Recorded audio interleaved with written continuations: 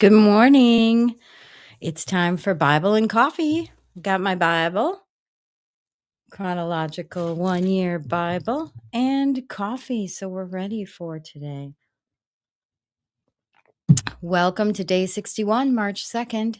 Today we're going to go through Numbers chapters 11, 12, and 13. And we're going to start with the people complaining to Moses. So let's go ahead and get started. All right, fire from the Lord. Now the people complained about their hardships in the hearing of the Lord, and when he heard them, his anger was aroused. Then fire from the Lord burned among them and consumed some of the outskirts of the camp. When the people cried out to Moses, he prayed to the Lord, and the fire died down. So that place was called Taberah, because fire from the Lord had burned among them. Quail from the Lord. The rabble with them began to crave other food, and again the Israelites started wailing and said, "If only we had meat to eat. We remember the fish we ate in Egypt at no cost, also the cucumbers, melons, leeks, onions, and garlic. But now we have lost our appetite. We never see anything but this manna." Can you imagine not having any food, being starving, thirsty, and getting manna from the Lord? I wonder what that was. And then complaining about it. Yeah, I can't imagine. All right. So we never see anything but this manna is what they complained about. The manna was like coriander seed and looked like resin. The people went around gathering it and then ground it in a hand mill or crushed it in a mortar. They cooked it in a pot or made it into loaves, and it tasted something like something made with olive oil. When the dew settled on the camp at night, the manna also came down. Moses heard the people of every family wailing at the entrance to their tents. The Lord became exceedingly angry, and Moses was troubled. He asked the Lord, "Why have you brought this trouble on your servant? What have I done to displease you, that you put the burden of all these people on me? Did I conceive all these people? Did I give them birth?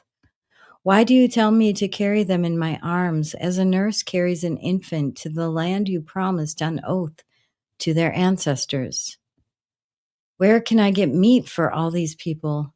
They keep wailing to me, 'Give us meat to eat.'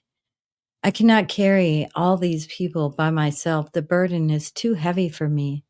If this is how you are going to treat me, please go ahead and kill me, if I have found favor in your eyes, and do not let my face my own ruin. And do not let me face my own ruin." Next up, Moses chooses 70 leaders. The Lord said to Moses, "Bring me 70 of Israel's elders who are known to you as leaders and officials among the people. Have them come to the tent of meeting, that they may stand there with you. I will come down and speak with you there, and I will take some of the power of the Spirit that is on you and put it on them. They will share the burden of the people with you, so that you will not have to carry it alone. Tell the people, consecrate yourselves in preparation for tomorrow, when you will eat meat. The Lord heard you when you wailed, 'If only we had meat to eat. We were better off in Egypt.'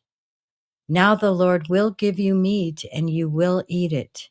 You will not eat it for just 1 day or 2 days or 5, 10, 20 days, but for a whole month, until it comes out of your nostrils and you loathe it, because you have rejected the Lord who is among you, and have wailed before him, saying, 'Why did we ever leave Egypt?' But Moses said, 'Here I am among 600,000 men on foot, and you say, I will give them meat to eat for a whole month. Would they have enough if flocks and herds were slaughtered for them? Would they have enough if all the fish in the sea were caught for them?' The Lord answered Moses, Is the Lord's arm too short? Now you will see whether or not what I say will come true for you. So Moses went out and told the people what the Lord had said. He brought together 70 of their elders and had them stand around the tent. Then the Lord came down in the cloud and spoke with them. And he took some of the power of the Spirit that was on him and put it on the 70 elders. When the Spirit rested on them, they prophesied, but did not do so again. However, 2 men whose names were Eldad and Medad had remained in the camp. They were listed among the elders, but did not go out to the tent. Yet the Spirit also rested on them, and they prophesied in the camp. A young man ran and told Moses, Eldad and Medad are prophesying in the camp. Joshua, son of Nun, who had been Moses' aide since youth, spoke up and said, Moses, my Lord, stop them. But Moses replied, Are you jealous for my sake? I wish that all the Lord's people were prophets, and that the Lord would put his Spirit on them. Then Moses and the elders of Israel returned to the camp. Next up, we'll talk about the Lord sending the quail.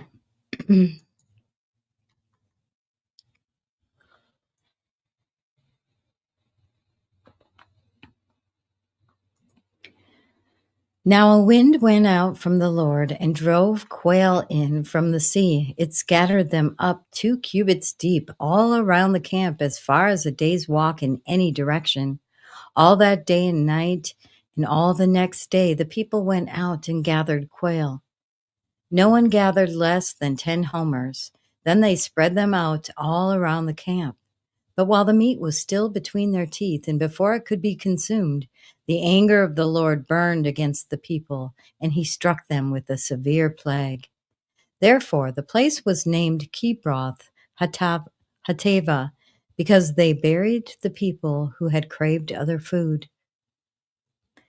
From Kibroth Hattava, the people traveled to Hazeroth and stayed there. Next, we're going to talk about the complaints of Miriam and Aaron. Miriam and Aaron oppose Moses.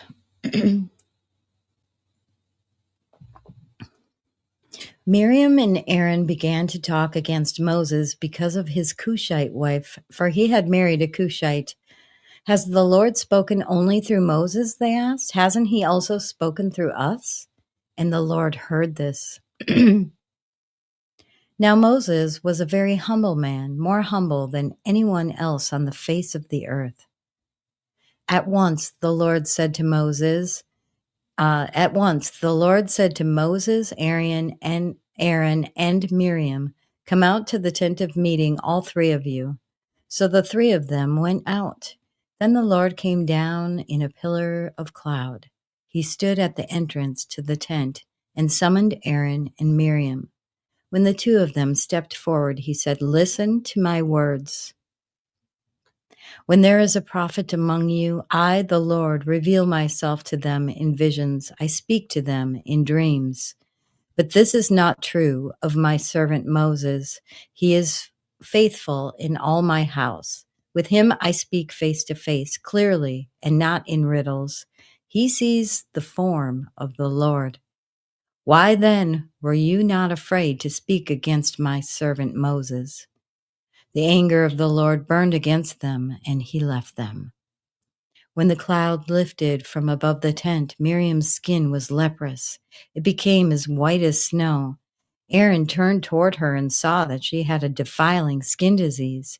And he said to Moses, Please, my Lord, I ask you not to hold against us the sin we have so foolishly committed. Do not let her be like a stillborn infant coming from its mother's womb with its flesh half eaten away. So Moses cried out to the Lord, Please, God, heal her.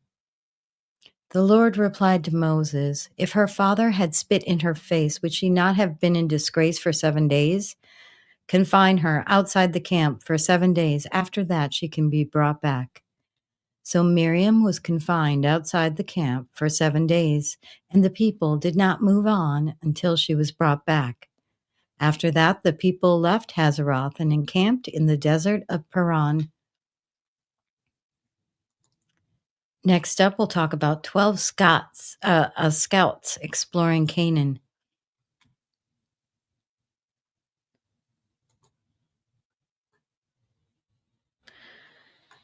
Exploring Canaan.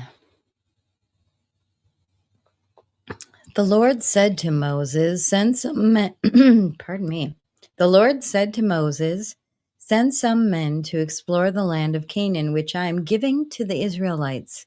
From each ancestral tribe, send one of its leaders. So at the Lord's command, Moses sent them out from the desert of Paran. All of them were leaders of the Israelites. These are their names. From the tribe of Reuben, Shemua, son of Zakur. From the tribe of Simeon, Shaphat, son of Hori. From the tribe of Judah, Caleb, son of Jephunneh. From the tribe of Issachar, Igal, son of Joseph. From the tribe of Ephraim, Hoshea, son of Nun. From the tribe of Benjamin, Palti, son of Raphu. From the tribe of Zebulun, Gadiel, son of Sodi. From the tribe of Manasseh, a tribe of Joseph, Gadi, son of Susi. From the tribe of Dan, Amiel, son of Gamali. From the tribe of Asher, Sether, son of Michael. From the tribe of Naphtali, Nabi, son of Vophsi. From the tribe of Gad, Guel, son of Maki. These are the names of the men Moses sent to explore the land. Moses gave Hoshea, son of Nun, the name Joshua. When Moses sent them to explore Canaan, he said, go up through the Negev and into the hill country. See what the land is like and whether the people who live there are strong or weak, few or many. What kind of land do they live in? Is it good or bad? What kind of towns do they live in? Are they unwalled or fortified? How is the soil? Is it fertile or poor? Are there trees in it or not? Do your best to bring back some of the fruit of the land. It was the season for the first ripe grapes. So they went up and explored the land from the desert of Zin as far as Rehob toward Lebo Hamath. They went up through the Negev and came to Hebron, where Ahiman, Sheshai, and Talmai, the descendants of Anak, lived. Hebron had been built 7 years before Zoan in Egypt. When they reached the valley of Eshcol, they cut off a branch bearing a single cluster of grapes. 2 of them carried it on a pole between them, along with some pomegranates and figs. That place was called the Valley of Eshcol because of the cluster of grapes the Israelites cut off there. At the end of 40 days, they returned from exploring the land. Now we're going to talk about their report, the scouting report. Report on the exploration. They came back to Moses and Aaron and the whole Israelite community at Kadesh in the desert of Paran. There they reported to them and the whole assembly and showed them the fruit of the land. They gave Moses this account. We went into the land to which you sent us, and it does flow with milk and honey. Here is its fruit. But the people who live there are powerful, and the cities are fortified and very large. We even saw descendants of Anak there. The Amalekites live in Negev. The Hittites, Jebusites, and Amorites live in the hill country, and the Canaanites live near the sea and along the Jordan. Then Caleb silenced the people before Moses and said, we should go up and take possession of the land, for we can certainly do it. But the men who had gone up with him said, we can't attack those people. They are stronger than we are. And they spread among the Israelites a bad report about the land they had explored. And they said, the land we explored devours those living in it. All the people we saw there are of great size. We saw the Nephilim there. The descendants of Anak come from the Nephilim. We seem like grasshoppers in our own eyes, and we looked the same to them. And that concludes today's reading. The Nephilim are a very interesting part of the Bible, and they look like grasshoppers to them. How interesting is that? All right. Well, that concludes day 61, March 2nd. Thank you so much for joining. Be sure to like and subscribe, and I will see you tomorrow for day 62. Have a blessed day. Bye-bye.